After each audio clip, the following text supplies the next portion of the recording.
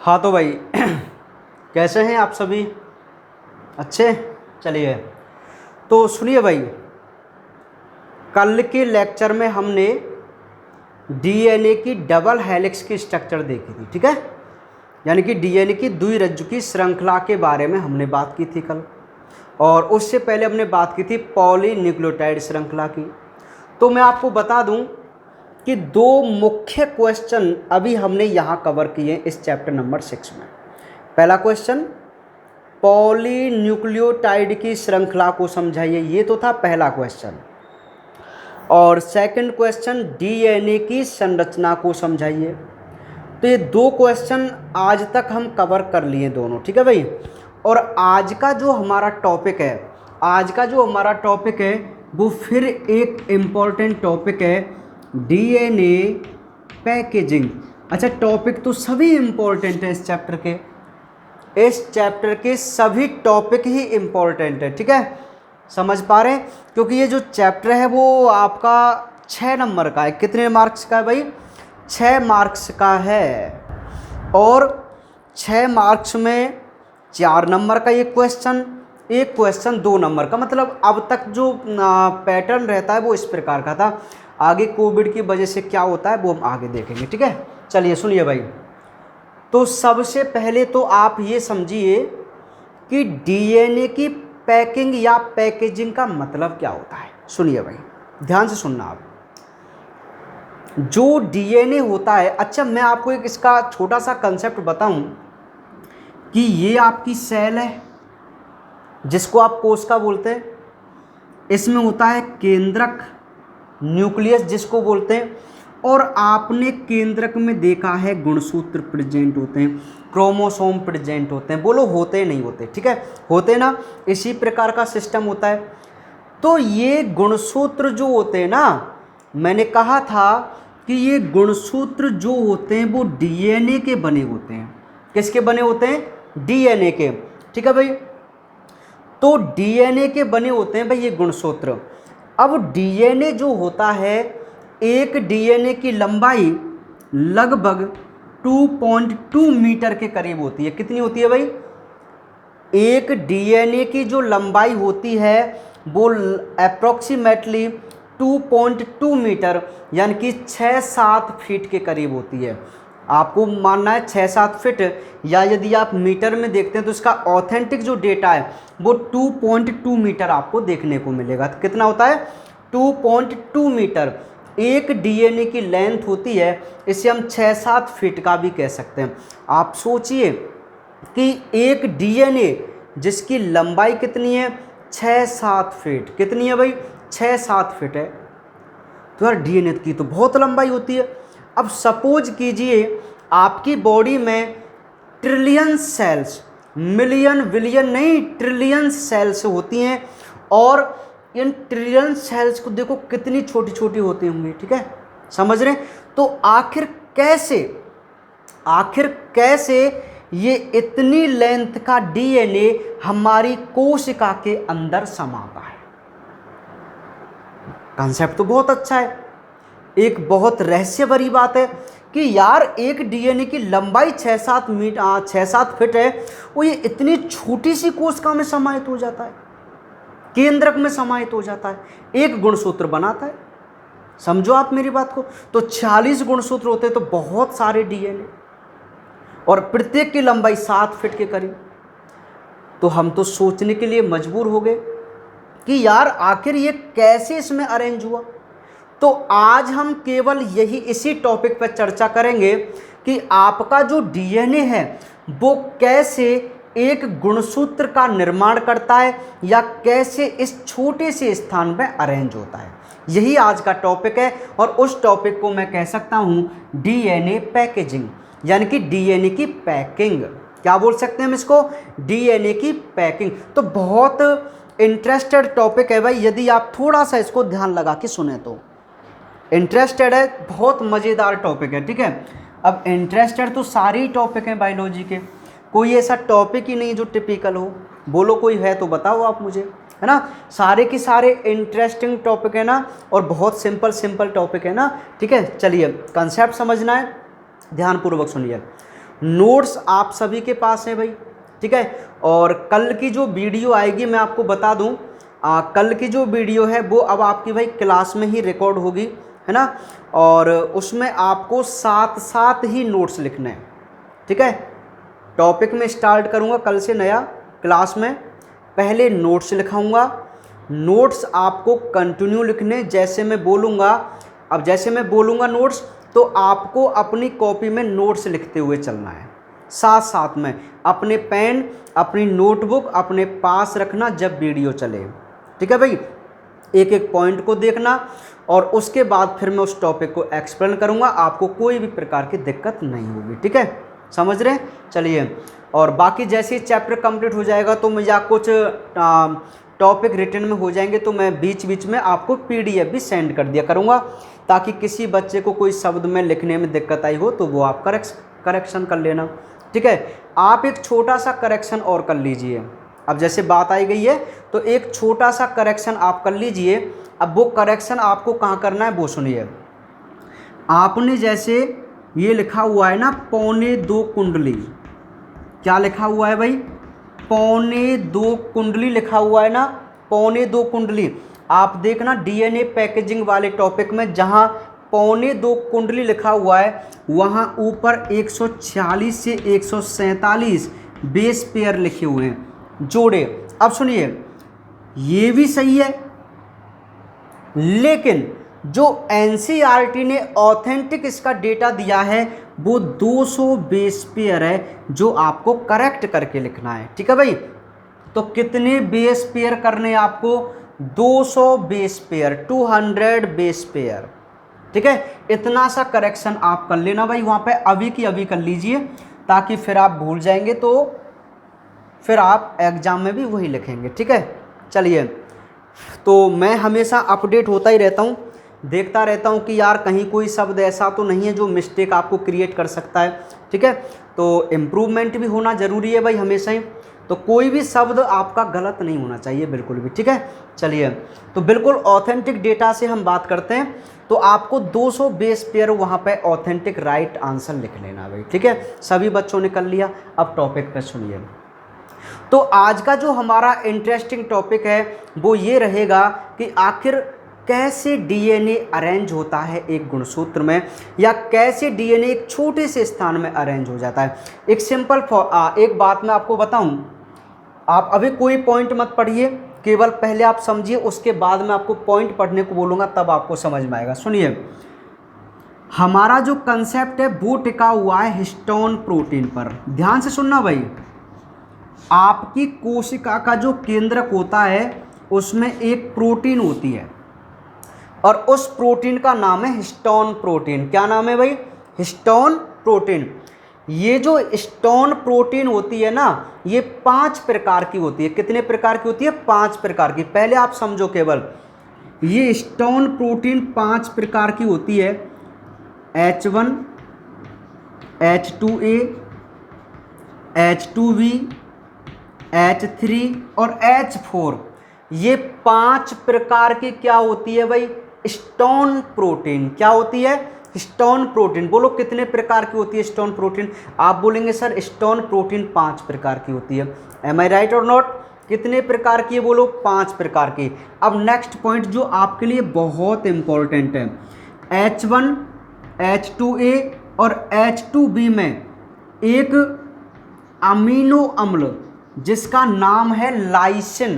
ध्यान से सुनना इस पॉइंट को, H1, H2A और H2B नाम की जो हिस्टोन प्रोटीन है ना, उनमें लाइसिन नाम के अमीनो अम्ल की अधिकता होती है। अरे मैं आपको कई बार बता चुका हूँ कि जो प्रोटीन होती है उसकी यूनिट क्या होती है, मतलब प्रोटीन किससे मिलकर बनी होती है। आप बोलेंगे सर प्रोटीन अमीनो एसिड से मिलकर बनी होती है। बोलो किससे मिलकर बनी होती है भाई, बताओ किससे मिलकर बनी होती है, अमीनो एसिड से।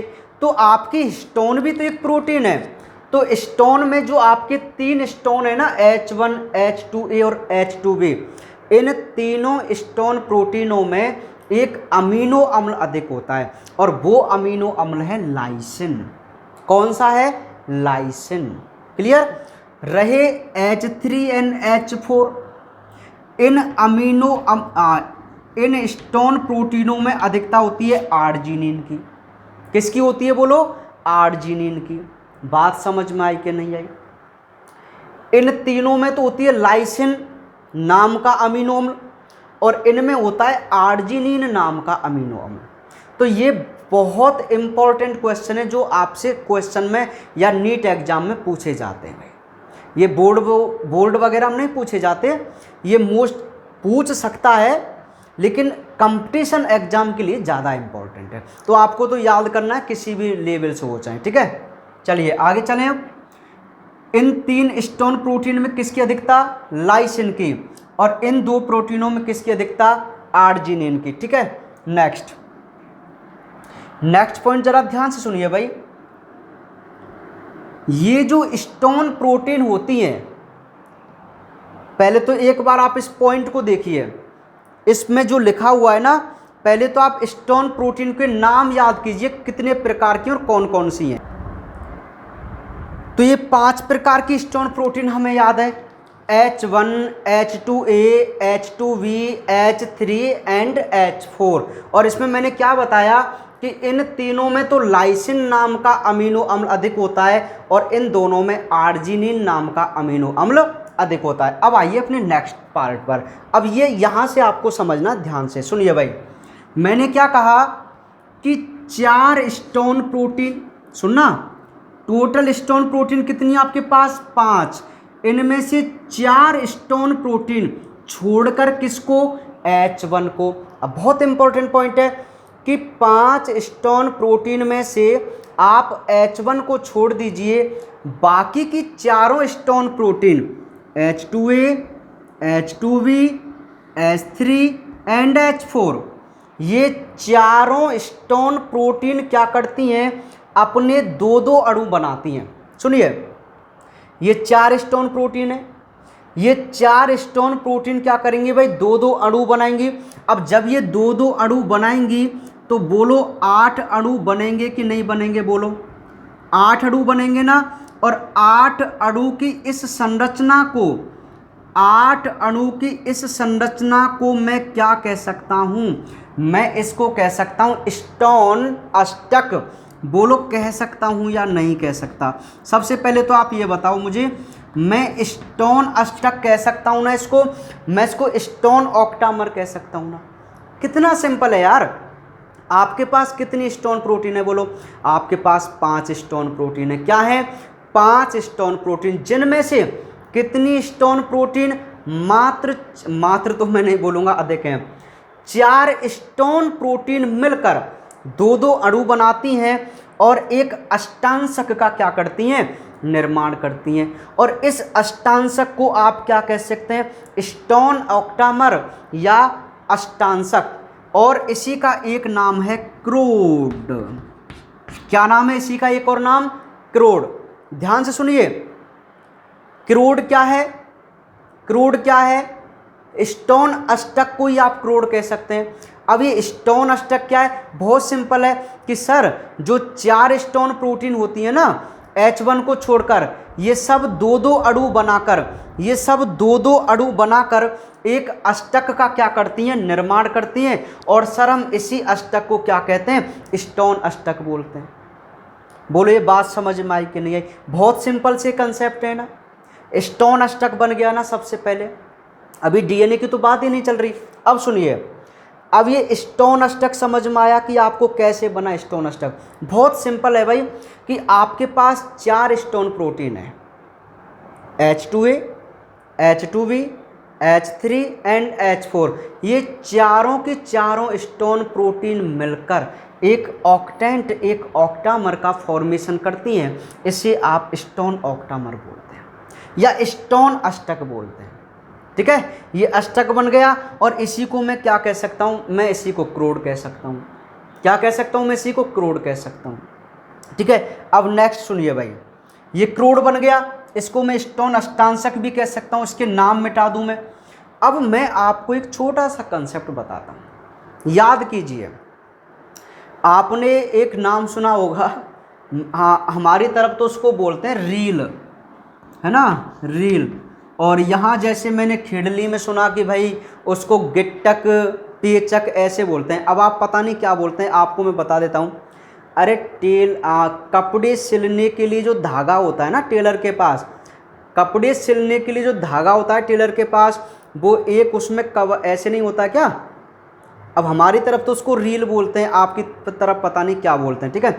आप इतना समझ जाओ, अरे जिसमें धागा लिपटा हुआ होता है और उसको मशीन में हम लगाते हैं, सिलाई मशीन में, और ऐसे चलाते हैं तो वो धागा निकलता है ना, आप उस संरचना को क्या कहते हैं आप देख लेना, ठीक है। हमारी तरफ तो उसको रील बोला जाता है, और यहाँ जैसे गिट्टक बोलते हैं, पेचक बोलते हैं, अलग अलग नाम है ना, आप देख लेना। सुनिए, तो देखिए उस गिट्टक में या रील में धागा, यदि मैं उस धागे को ऐसे खोलता जाऊं तो बहुत दूरी तक जा सकता है ना वो धागा, अरे जीव आ गई, बहुत ज़्यादा लंबाई तक जा सकता है ना।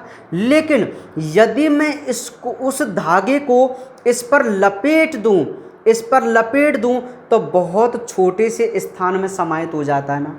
बोलो होता है नहीं होता। तो सेम कंसेप्ट अपने डीएनए का होता है कि डीएनए की जो लेंथ है ना, डीएनए की जो लेंथ है वो इस स्टोन अष्टक पर क्या है, लिपट जाती है। मतलब हमारा जो डीएनए है जिसकी लंबाई बहुत अधिक होती है, वो इस स्टोन अष्टक से क्या है, लिपटा हुआ रहता है। इस वजह से वो छोटी सी जगह में समाहित हो जाता है। अब सिस्टम समझ में आया कि नहीं आया कि ये स्टोन अष्टक मैंने क्यों बनाया। स्टोन अष्टक मैन है भाई, इसी पर लिपटता है डीएनए। अभी कंसेप्ट है, बहुत इंटरेस्टिंग रूप से समझना। अब ये आपका स्टोन अष्टक है, तो आपका जो डीएनए होता है, सपोज कीजिए ये हमारा एक स्वतंत्र डीएनए है भाई।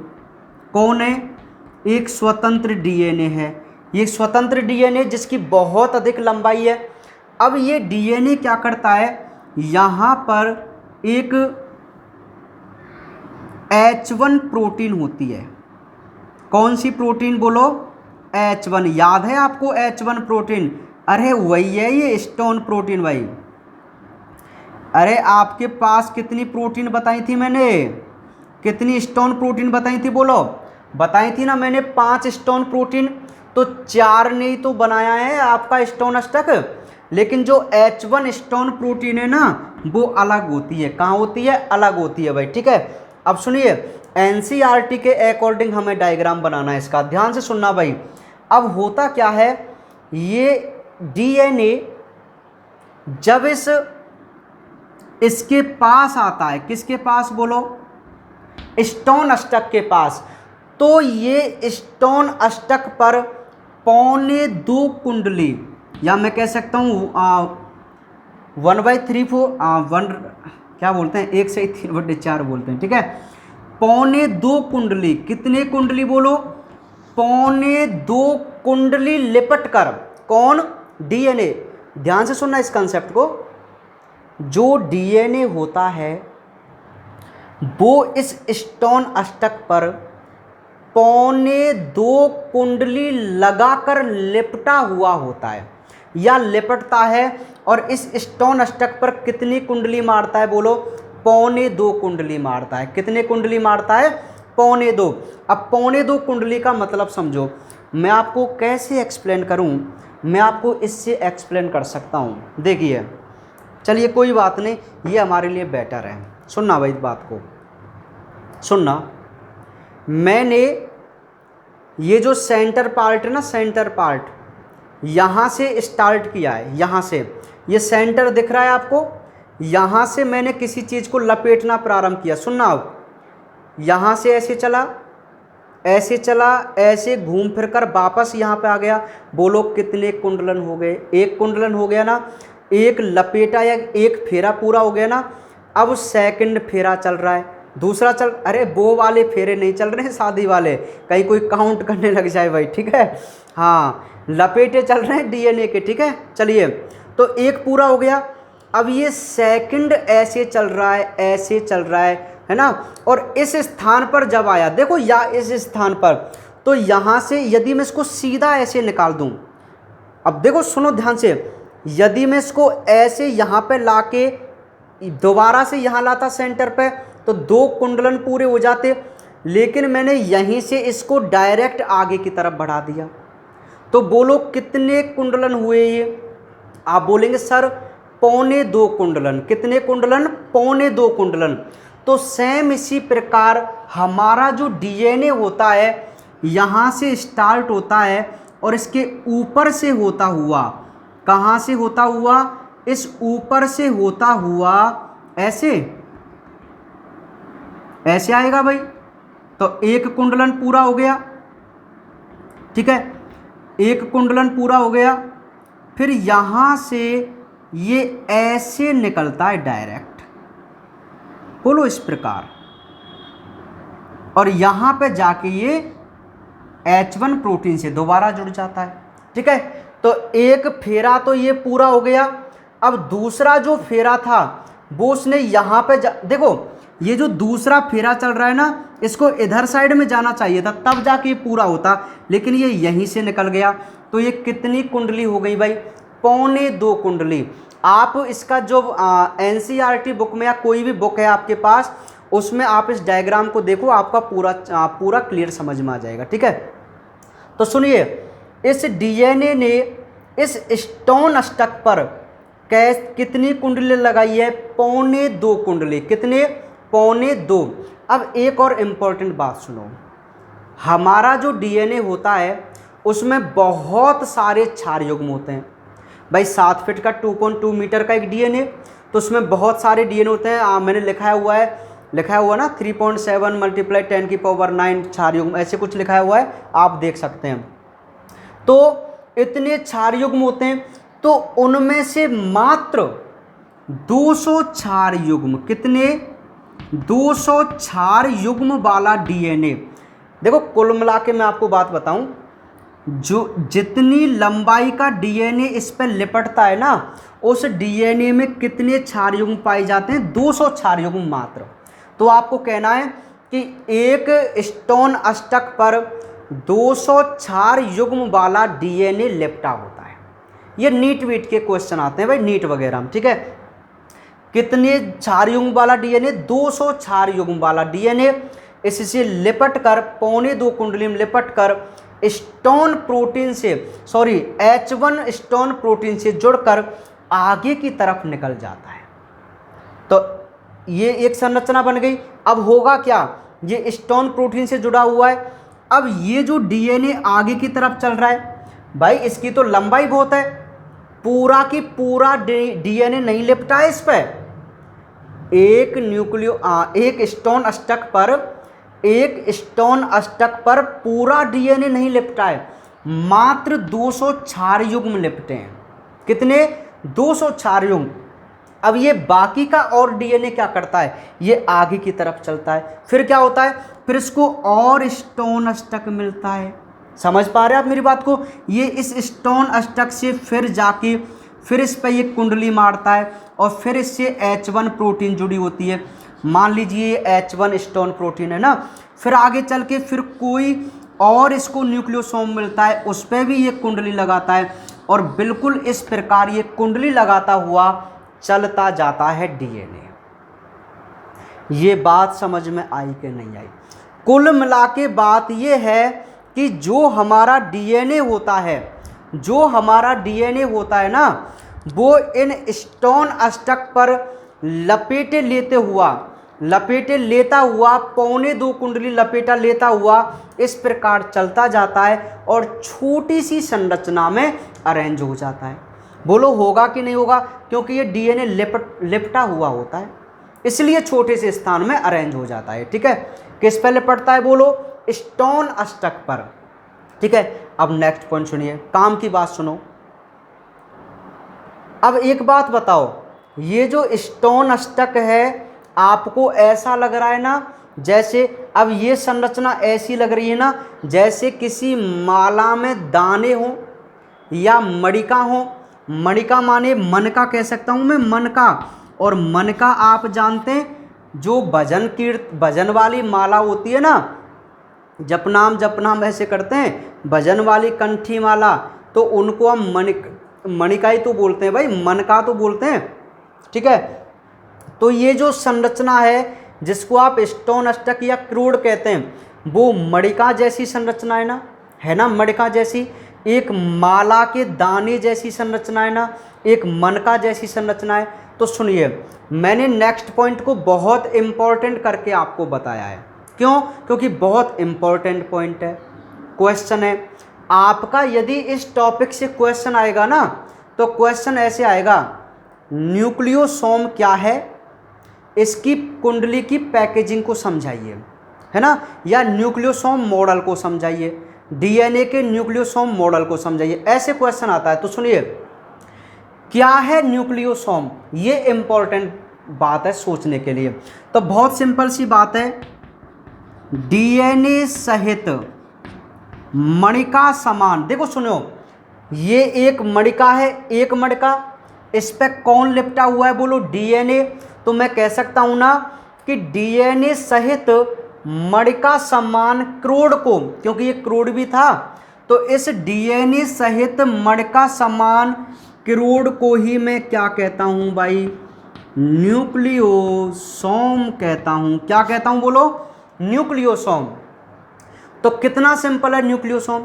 यदि आपसे पूछा जाए कि न्यूक्लियोसोम क्या है, आप बोलेंगे सर डीएनए सहित, क्योंकि डीएनए प्रेजेंट है, मणिका समान, मणिका जैसा लग रहा है, क्रोडों को, क्योंकि क्रोड है, स्टोन अष्टक है, तो डीएनए सहित मणिका समान इन क्रोडों को हम क्या कहते हैं, न्यूक्लियोसोम कहते हैं। तो यदि आपसे कोई क्वेश्चन पूछा जाए कि न्यूक्लियोसोम क्या है, तो आप आंसर देंगे डीएनए सहित मणिका समान क्रोड को हम क्या कहते हैं, न्यूक्लियोसोम कहते हैं। क्या कहते हैं, न्यूक्लियोसोम। तो ये संरचना आपको समझ में आ गई होगी न्यूक्लियोसोम की। अभी तो न्यूक्लियोसोम बना है, अब जरा ध्यान से सुनिए भाई, इस न्यूक्लियोसोम में कितने क्षार युग्म में, आप बोलेंगे सर 200 क्षार युग्म में। अरे 2.25 कुंडली मार की तो बैठा है। अब सुनो, ये तो एक न्यूक्लियोसोम है, तो ये क्या है, अरे ये भी तो न्यूक्लियोसोम है, लेकिन कौन से नंबर का, दूसरे नंबर का। तो ये 2 न्यूक्लियोसोम हो गए ना, बोलो है कि नहीं, ये एक न्यूक्लियोसोम, ये दूसरा न्यूक्लियोसोम। तो सुनिए, 2 न्यूक्लियोसोम को, अब खुद देखो, इन दोनों न्यूक्लियोसोम के बीच में एक डीएनए है कि नहीं बताओ, एक डीएनए है ना। तो मैं क्या कह सकता हूं कि दोनों न्यूक्लियोसोम को जोड़ने वाला डीएनए, दोनों न्यूक्लियोसोम को जोड़ने वाला डीएनए क्या कहलाता है, लिंकर डीएनए। क्या कहलाता है भाई, लिंकर डीएनए। तो ये क्वेश्चन भी हो गया आपका कि लिंकर डीएनए क्या है। आप बोलेंगे सर 2 न्यूक्लियोसोम को आपस में जोड़ने वाला जो डीएनए होता है, हम उस डीएनए को लिंकर डीएनए कहते हैं। तो ये तो लिंकर डीएनए है, ये डीएनए फिर लिपट गया, फिर ये लिंकर डीएनए फिर लिपट गया, फिर आगे लिंकर डीएनए। तो इस प्रकार हमारा डीएनए स्टोन अष्टक पर या न्यूक्लियोसोम बनाता हुआ आगे की तरफ बढ़ता चला जाता है। समझ में आई कि बात नहीं आई? तो आप देखो, ये छोटी सी संरचना में व्यवस्थित हो जाएगा, नहीं हो जाएगा, क्योंकि ये रील की तरह, रील के धागे की तरह लिपट चुका है भाई, ठीक है। तो ऐसे ये कुंडली मारता है, और इसकी कुंडली वाली संरचना को आप क्या कहते हैं, न्यूक्लियोसोम कहते हैं। क्या कहते हैं, न्यूक्लियोसोम। तो ये तो डीएनए पैकिंग का है पहला चरण। सुनो, ये पैकिंग का कौन सा चरण है, पहला चरण। अब सुनिए आगे क्या होता है। अब ये जो न्यूक्लियोसोम होते हैं, क्या होते हैं, न्यूक्लियोसोम। अब आप खुद देखो, ये न्यूक्लियोसोम, बहुत सारे न्यूक्लियोसोम आपको दिख रहे हैं, है ना। तो इसी संरचना को मैं क्रोमेटिन भी कह सकता हूं।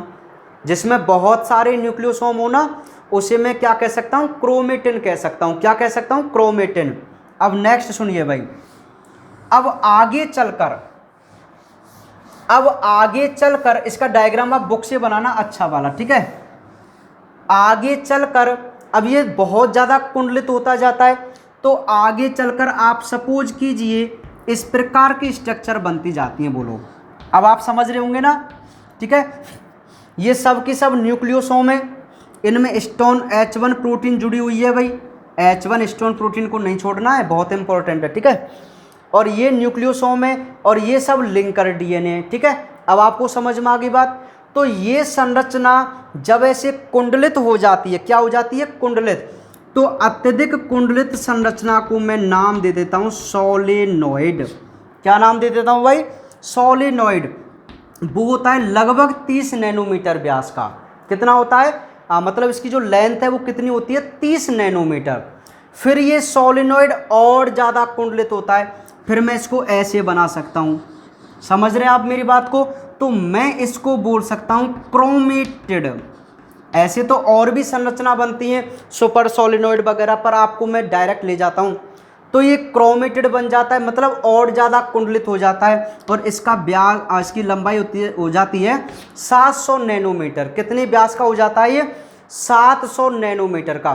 फिर ये जो है ये और ज़्यादा कुंडलित होकर ऐसे एक स्ट्रक्चर बना लेता है इस प्रकार की, और इसी स्ट्रक्चर को हम नाम दे देते हैं गुणसूत्र। क्या नाम दे देते हैं भाई, गुणसूत्र।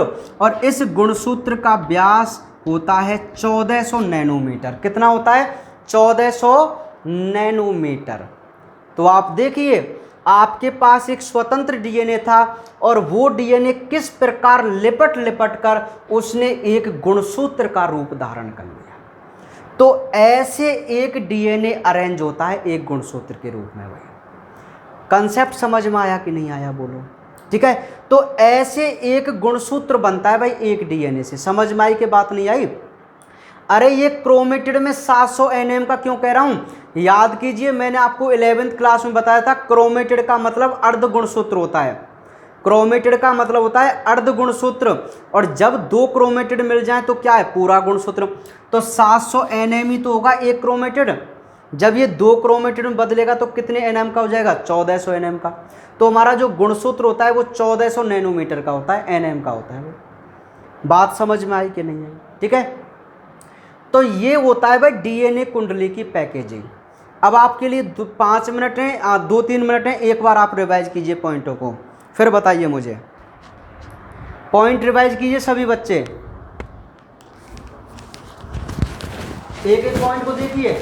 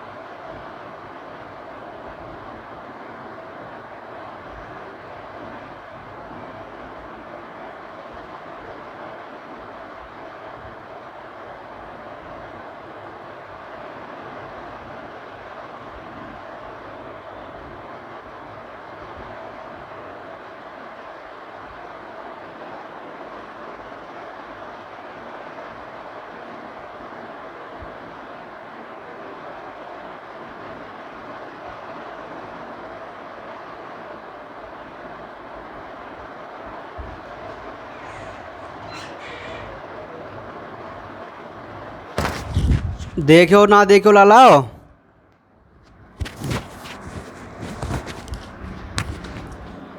समझ में आ गया? हाँ भाई बोलो। तो ये है डीएनए की पैकिंग, डीएनए की पैकेजिंग। तो बहुत सिंपल सो कंसेप्ट है ना। अब जैसे उसमें पॉइंट लिखे हुए भाई डीएनए जो होता है प्रोटीन और गुणसूत्र जो होता है वो प्रोटीन और डीएनए से बना होता है। बोलो बना होता है नहीं बना होता, क्योंकि उसमें हिस्टोन प्रोटीन होती है और डीएनए होता ही होता है, ठीक है। और इसमें जो ऋणाभिषिक्त स्थान होते हैं, मैंने आपको बताया था कि फॉस्फोरस की वजह से जो डीएनए वो ऋणाभिषिक्त अणु है और उस पर धनाभिषिक्त स्टोन के प्रोटीन जुड़े रहते हैं, ठीक है। चलिए, तो सारे पॉइंट आपको क्लियर हैं। 5 प्रकार की आपकी स्टोन प्रोटीन होती है, जिसमें 3 में लाइसिन अधिक होता है और 2 में आर्जिनिन नाम का अमीनो अम्ल अधिक होता है। ये 4 मिलकर स्टोन अष्टक बनाते हैं और H1 स्टोन अष्टक से आगे की तरफ जुड़ता है भाई जब लिंकर डीएनए वगैरह होता है। तो स्टोन अष्टक पर जो हमारा डीएनए होता है वो 1.25 कुंडली लगाकर लिपटा हुआ होता है, जिसमें 200 क्षार युग्म पाए जाते हैं। कितने? 200 क्षार युग्म लिपटा हुआ होता है और बनाता है न्यूक्लियोसोम। क्या बनाता है? न्यूक्लियोसोम। तो क्या है न्यूक्लियोसोम? डीएनए सहित मणका समान क्रोनों को हम क्या बोलते हैं? न्यूक्लियोसोम बोलते हैं। और 2 न्यूक्लियोसोम को आपस में जोड़ने वाला जो डीएनए वो क्या है? लिंकर डीएनए है, जिसमें भी 60 क्षार युग्म पाए जाते हैं। कितने होते हैं? 60 क्षार युग्म पाए जाते हैं। ये बात आपको समझ में आई कि नहीं आई? ठीक है। फिर ये क्या है? ये डीएनए का पैकिंग का पहला चरण है। दूसरे चरण में क्या होता है? ये ज़्यादा कुंडलित हो जाता है, जिसे सोलिनॉइड कहते हैं, जो 30 नैनोमीटर का होता है। फिर ये और ज़्यादा कुंडलित होता है, फिर इसको 700 नैनोमीटर की एक संरचना बनती है, जिसे हम क्रोमेटिड कहते हैं। फिर ये 1400 नैनोमीटर का बनकर या 2 क्रोमेटिड में बदलकर एक कंप्लीट गुणसूत्र का क्या करता है? निर्माण करता है, ठीक है। और जो ये संरचना है ना, ये संरचना, मैं इसी धागे रूपी संरचना को क्रोमेटिन कह सकता हूँ। क्या कह सकता हूँ मैं? इस धागे रूपी संरचना को क्या कह सकता हूँ? क्रोमेटिन। इस क्रोमेटिन में क्या है? इस क्रोमेटिन में भी डीएनए और स्टोन प्रोटीन का मिश्रण है। भाई ये जो क्रोमेटिन है जिसमें बहुत सारे न्यूक्लियोसोम होते हैं, वो डीएनए और स्टोन प्रोटीन का ही तो मिश्रण है। बोलो है कि नहीं? ठीक है। तो ये बात आपको समझ में आ गई। तो ये क्वेश्चन आपका कंप्लीट हो गया। चलिए अब सुनिए आप,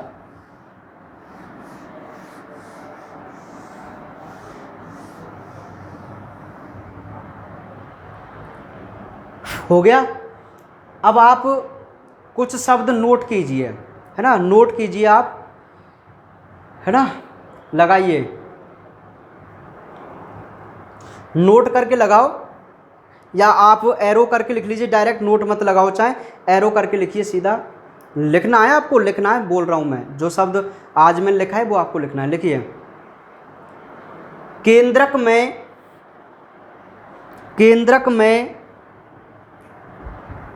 कुछ स्थान पर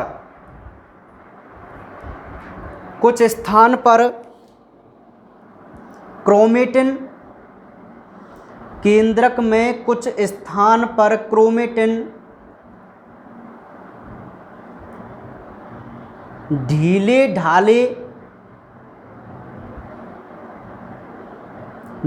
ढाले बंधे हुए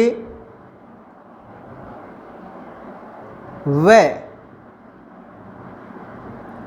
हल्के अभिरंजित होते हैं।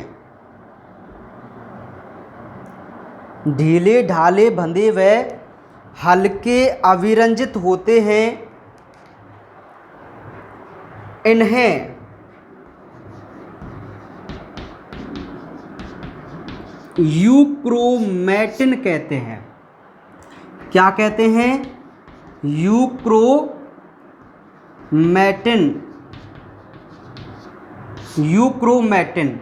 ठीक है, लिख लिया। नेक्स्ट पॉइंट, कुछ क्रोमेटिन मजबूती से बंधे हुए, कुछ क्रोमेटिन मजबूती से बंधे हुए व गहरे अभिरंजित होते हैं। गहरे अभिरंजित होते हैं, जिन्हें हेटेरोक्रोमेटिन कहते हैं। जिन्हें हेटेरोक्रोमेटिन कहते हैं? हेटेरोक्रोमेटिन। लिख लिए दोनों पॉइंट। अब इनको 1 मिनट सुन लीजिए भाई कि ये यूक्रोमेटिन और हेटेरोक्रोमेटिन क्या है। सपोज कीजिए आपका ये केंद्रक है, तो इस केंद्रक में जो हमारा डीएनए होता है ना, जो गुणसूत्र होता है ना, वो पहले क्रोमेटिन के रूप में व्यवस्थित होता है। कहने का मतलब है ऐसे ये व्यवस्थित होता है, ऐसे, ठीक है, ऐसे धागे रूपी संरचना पड़ी होती है क्रोमेटिन के रूप में। तो वो ये कहता है कि जो डीएनए के कुछ ऐसे स्थान होते हैं जहाँ पर क्रोमेटिन गहरे रंग का होता है। कैसा होता है? गहरे रंग का दिखाई देता है और ये मजबूती से बंधे होते हैं, तो ऐसे क्रोमेटिन कहलाते हैं हेटेरोक्रोमेटिन। और जो क्रोमेटिन हल्के अभिरंजित हों और ढीले ढाले रूप में बंधे हों तो उन्हें हम बोलते हैं यूक्रोमेटिन। क्या बोलते हैं? यूक्रोमेटिन। अब ये क्या चीज़ें वो समझो। मैं आपसे कई बार कहता हूँ कि जो डीएनए होता है ना, वो आरएनए का निर्माण करता है और आरएनए बनाता है हमारे लिए प्रोटीन। यही कंसेप्ट था। तो सुनिए, डीएनए के भी 2 पार्ट हो जाते हैं। एक पार्ट तो होता है कोडिंग और एक पार्ट होता है नॉन कोडिंग। एक पार्ट होता है डीएनए का कोडिंग और एक पार्ट होता है नॉन कोडिंग, या मैं कह सकता हूं कोडिंग डीएनए और नॉन कोडिंग डीएनए। सुनिए, तो कोडिंग डीएनए क्या है? ऐसा डीएनए जो हमारे लिए कोई ना कोई कार्य करता है, मतलब आरएनए का निर्माण करता है। डीएनए का ऐसा भाग जो हमारे लिए आरएनए बनाए, हम उसे कोडिंग डीएनए कहते हैं। और जो हमारे लिए कुछ भी नहीं बनाए, हम उसे नॉन कोडिंग डीएनए कहते हैं। ठीक है, तो कोडिंग और नॉन कोडिंग का मतलब समझ में आया। कोडिंग का मतलब है जो आरएनए बनाते हैं और नॉन कोडिंग का मतलब है जो हमारे लिए कुछ भी नहीं बनाते। ठीक है, तो सुनिए, जो यूक्रोमेटिन वाला पार्ट है, यूक्रोमेटिन अर्थात जहां क्रोमेटिन ढीले ढाले रूप से बंधे होंगे और हल्के अभिरंजित होंगे, मतलब रंगे हुए, तो उस यूक्रोमेटिन वाले पार्ट को तो कहते हैं कोडिंग डीएनए। क्या कहते हैं? Coding DNA. तो यूक्रोमेटिन पार्ट हमारे लिए इंपॉर्टेंट है क्योंकि ये आरएनए बनाएगा। और जो नॉन कोडिंग पार्ट होता है ना, वो हेटेरोक्रोमेटिन होता है। जहां पर गहरा अभिरंजित आपको मिल जाए, समझ लेना ये हमारे कोई काम का पार्ट नहीं है। तो ये होते हैं भाई कोडिंग और नॉन कोडिंग डीएनए, और यूक्रोमेटिन और हेटेरोक्रोमेटिन। कहीं भी आपको कोई पूछे कि यूक्रोमेटिन क्या है, आप बोलेंगे यदि क्रोमेटिन ढीले ढाले रूप में और हल्के अभिरंजित हों तो हम उसे यूक्रोमेटिन बोलते हैं, और यदि क्रोमेटिन मजबूती से बंधे हुए हों और गहरे अभिरंजित हों तो हम उन्हें हेटेरोक्रोमेटिन बोलते हैं। यूक्रोमेटिन कोडिंग डीएनए होते हैं और हेटेरोक्रोमेटिन नॉन कोडिंग पार्ट या नॉन कोडिंग डीएनए होते हैं। ठीक है भाई, तो ये था भाई आज का टॉपिक। बाकी बात करेंगे कल। कल आपको तैयार रहना है, नोटबुक वगैरह साथ में लेनी है, पेन वगैरह पूरे, साथ साथ नोट्स लिखेंगे, साथ साथ समझेंगे। ठीक है भाई, ओके। तो आज इस टॉपिक को ध्यानपूर्वक देख लेना भाई, सभी टॉपिक इम्पोर्टेंट हैं आपके लिए।